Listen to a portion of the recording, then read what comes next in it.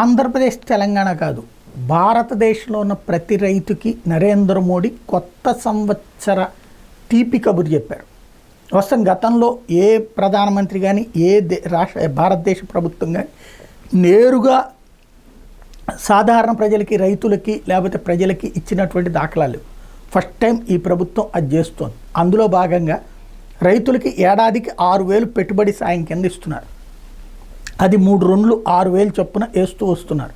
దాన్ని కొన్ని రాష్ట్ర ప్రభుత్వాలు వాళ్ళు కూడా ఇచ్చేది. ఇదివరకు జగన్ అయినా, అంతకుముందు చంద్రబాబు అయినా, అంటే చంద్రబాబు అయితే పెట్టలేదు, జగన్ వచ్చాక పెట్టుకొచ్చింది. 6,000కి తను మొత్తం 12,500 చొప్పున ఇస్తానని చెప్పి ఫైనల్గా వచ్చేటప్పటికి దీన్ని కూడా కలిపేసుకుని ఇంకొక 7,500 ఇచ్చేవాడు.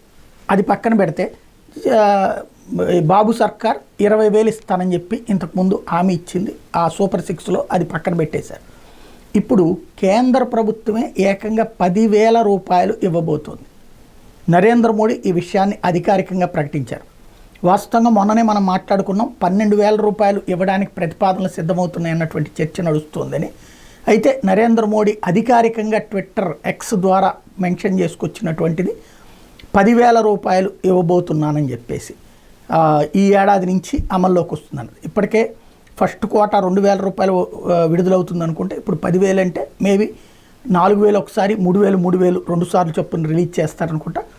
టోటల్గా 10,000 రూపాయలకి పెంచడం అన్నటువంటిది అది లక్షలాది మందికి దేశవ్యాప్తంగా ఇస్తున్నటువంటి గొప్ప పథకానికి సంబంధించి కొత్త సంవత్సరం వేళ తీపి కబురు చెప్పారని చెప్పచ్చు.